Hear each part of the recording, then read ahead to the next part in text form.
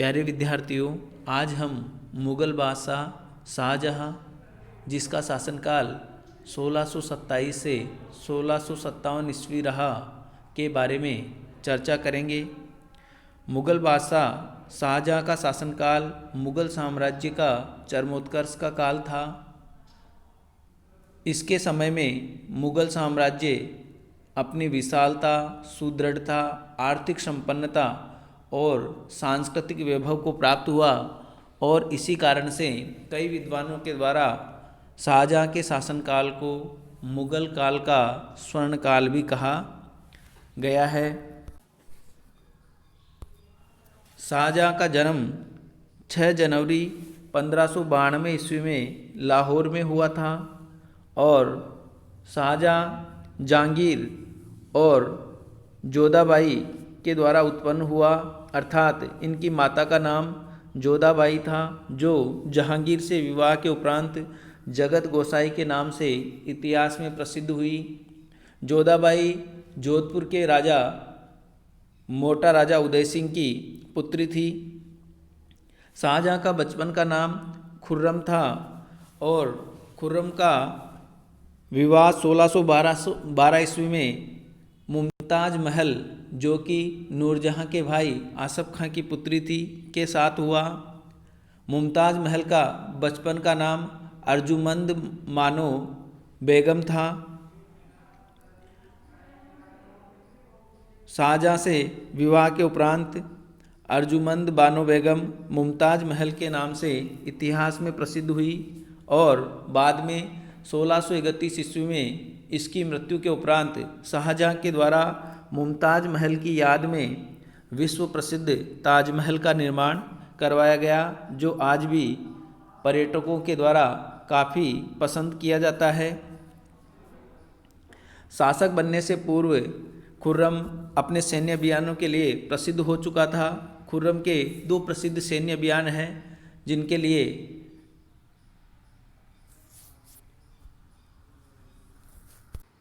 वह प्रसिद्ध रहा, जिनमें प्रथम मेवाड़ अभियान, जो कि मेवाड़ के महाराणा अमर सिंह के विरुद्ध किया गया था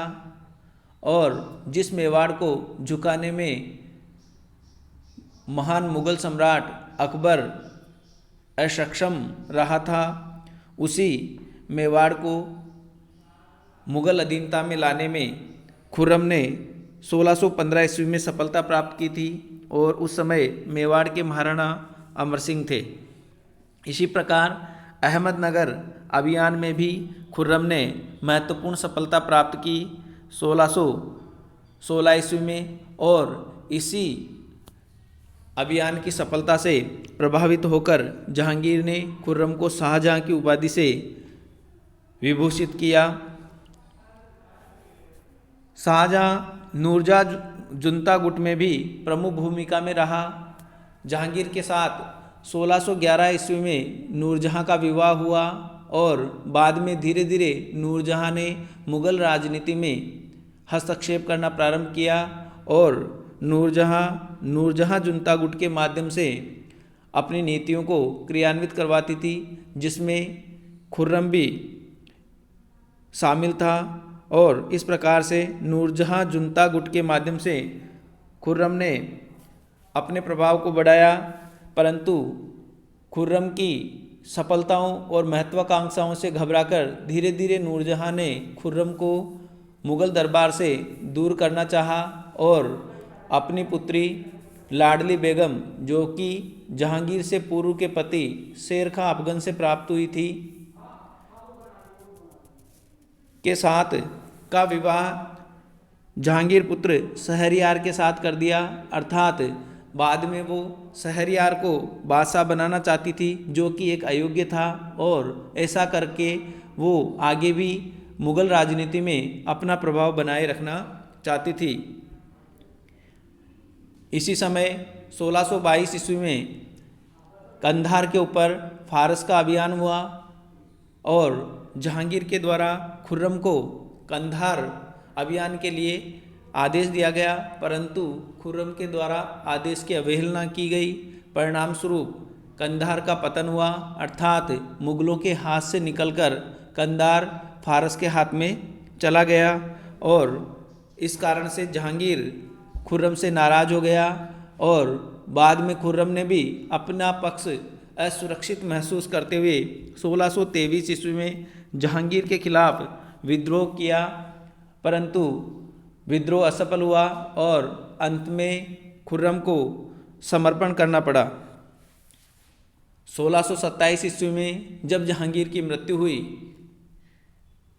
तो जहांगीर की मृत्यु के उपरांत लाहौर में शहरयार ने स्वयं को मुगल बादशाह घोषित कर दिया, परंतु खुर्रम के ससुर आसफ खां का दिल्ली पर नियंत्रण था और उस समय खुर्रम दक्षिणी भारत में तैनात था और आसफ खां के द्वारा खुर्रम को शीघ्र दिल्ली आगरा बुलाया गया। इस प्रकार अपने ससुर आसफ खां की मदद से खुर्रम राजधानी पर अधिकार करने में सफल हुआ और बाद में शहरयार को भी पराजित करने में सफल हुआ और इस प्रकार 1627 ईस्वी में खुर्रम शाहजहाँ के नाम से मुगल गद्दी पर बैठा। गद्दी पर बैठने के बाद बादशाह शाहजहाँ को विद्रोहों का सामना करना पड़ा, जो निम्न प्रकार है। सर्वप्रथम जुझार सिंह बुंदेला का विद्रोह 1628 से 1635 ईस्वी। जुझार सिंह बुंदेला बुंदेलखंड का रहने वाला था और बुंदेलखंड और मुगलों के संबंध जहांगीर के समय काफ़ी अच्छे थे। जुझार सिंह बुंदेला के पिता वीर सिंह बुंदेला जहांगीर के मित्र थे और पूर्व में जहांगीर के कहने पर उन्होंने अबुल फजल की हत्या भी की थी अकबर के समय और तभी से जहांगीर और वीर सिंह बुंदेला के अच्छे संबंध थे और बाद में वीर सिंह बुंदेला को मुग़ल दरबार में अच्छा पद भी दिया गया। वीर सिंह बुंदेला की मृत्यु के बाद उनके पुत्र जुझार सिंह बुंदेला को भी मुग़ल सेवा में लिया गया और जुझार सिंह बुंदेला की अनुपस्थिति में इनके पुत्र विक्रम सिंह बुंदेला के द्वारा बुंदेलखंड का शासन संचालित किया जा रहा था और ऐसा कहा जाता है कि विक्रम सिंह बुंदेला के द्वारा जनता का शोषण करके काफ़ी मात्रा में धन इकट्ठा उस समय कर लिया गया। जब इसकी सूचना शाहजहाँ को मिली तो शाहजहाँ के द्वारा बुंदेलखंड के रिकॉर्ड की जांच करवाने का आदेश दिया गया, जिससे जुझार सिंह बुंदेला नाराज हो गया और बिना अनुमति के ही बुंदेलखंड चला गया और इस प्रकार से जुझार सिंह बुंदेला के द्वारा विद्रोह किया गया। परंतु शाहजहाँ के द्वारा बुंदेलखंड को चारों तरफ से घेरकर अंत में जुझार सिंह बुंदेला को समर्पण के लिए विवश कर दिया और इस प्रकार से 1628 में ही एक बार जुझार सिंह बुंदेले का विद्रोह समाप्त हो गया और जुझार सिंह बुंदेला वापस मुग़ल सेवा में आ गया। 5 साल की सेवा के उपरांत पुनः जुझार सिंह बुंदेला के द्वारा मुग़ल बादशाह की पूर्वानुमति के बिना गोंडवाना पर आक्रमण किया गया और वहाँ के शासक की हत्या कर दी गई। बाद में बादशाह ने हस्तक्षेप किया और जुझार सिंह बुंदेला को इस कार्य के लिए दंड दिया गया और दंड स्वरूप बुंदेलखंड का कुछ क्षेत्र मुग़ल साम्राज्य में मिला लेने का आदेश दिया गया, परंतु शर्त के न मानने के कारण जुझार सिंह बुंदेला और पुत्र विक्रमजीत सिंह बुंदेला के द्वारा पुनः विद्रोह कर दिया गया। 1635 ईस्वी में शाहजहाँ के द्वारा मुग़ल सेना भेजकर बुंदेलखंड को घेर लिया गया। पिता और पुत्र दोनों जंगल की तरफ भाग गए, जहाँ पर गोंड जनजाति के द्वारा इनका वध कर दिया गया और जुझार सिंह बुंदेला की मृत्यु उपरांत बुंदेलों का विद्रोह समाप्त हो गया। इसी प्रकार खानेजहाँ लोदी का विद्रोह का भी शाहजहाँ के द्वारा सामना करना पड़ा। खानेजहाँ लोदी दक्षिण में तैनात था और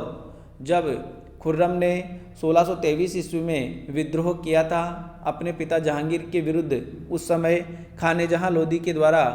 खुर्रम का साथ नहीं दिया गया, और जब जहांगीर की मृत्यु हुई 1627 ईस्वी में, उस समय खाने जहां लोदी के द्वारा एक स्वतंत्र राज्य स्थापित करने का प्रयास किया गया। इस कारण से शाहजहाँ के द्वारा 1628 में खाने जहां लोदी के खिलाफ अभियान किया और खाने जहां लोदी भागकर अहमदनगर राज्य की शरण में चला गया। बाद में शाहजहाँ के बढ़ते हुए दबाव के कारण अंततः खाने जहां लोदी को समर्पण करना पड़ा और 1631 ईस्वी में खाने जहां लोदी की मृत्यु के उपरांत ये विद्रोह पूर्णतः समाप्त हो गया। इसी प्रकार पुर्तगालियों का दमन भी शाहजहाँ के द्वारा किया गया। 1632 ईस्वी में पुर्तगाली धीरे धीरे भारत में अपने व्यापार को बढ़ा रहे थे और इनके व्यापारिक कार्यों हेतु मुगल बादशाहों के द्वारा अनुमति भी दे दी गई थी, परंतु धीरे धीरे पुर्तगालियों ने जबरन ईसाई धर्म का प्रचार प्रसार भी प्रारंभ कर दिया गया और लूट खसोट और डकैती जैसे आपराधिक कार्य भी करने लग गए। इनसे या इस कारण शाहजहाँ के द्वारा पुर्तगालियों के दमन का आदेश दिया गया और शीघ्र ही बंगाल क्षेत्र में पुर्तगालियों का दमन किया गया। हुगली आदि क्षेत्र पुर्तगालियों से मुक्त करा लिए गए। इसी प्रकार शाहजहाँ का सिखों के साथ भी संबंध तनाव भरा रहा। ऐसा कहा जाता है कि शाहजहाँ के द्वारा शिकार अभियान के दौरान लाहौर और इसके आसपास के क्षेत्र में दौरा किया और उस शिकार अभियान के दौरान शाहजहाँ का प्रिय बाज सिखों के गुरु हरगोविंद के खेमे में चला गया और बाद में मुगल सैनिकों के मांगने पर भी वो नहीं लौटाए जाने के कारण इनके संबंध खराब हुए। साथ ही साथ सिखों के छठे गुरु हरगोविंद के द्वारा व्यास नदी के किनारे गोविंदपुर नामक नगर बसाए जाने को लेकर भी मुगलों और सिखों के मध्य तनातनी का माहौल रहा और सैन्य अभियान भी मुगलों के द्वारा भेजा गया, हालांकि गुरु के द्वारा उसको परास्त कर दिया गया। इसी प्रकार गुरु हरगोविंद के प्रमुख शिष्य डाकू बिरदीचंद के द्वारा भी शाही सेना के 2 घोड़े चुराकर गुरु को भेंट कर दिए गए और शाहजहाँ के द्वारा पुनः लौटाने के आदेश देने के उपरांत भी गुरु के द्वारा उनको नहीं लौटाया। इस प्रकार से शाहजहाँ और सिखों का संबंध जो है तनाव भरा रहा और इसी तनाव के कारण सिखों के गुरु हरगोविंद ने अपना निवास स्थान पंजाब से हटाकर कश्मीर के कीरतपुर में स्थापित किया और इस प्रकार से मुगलों और सिखों में तनावपूर्ण संबंध रहा।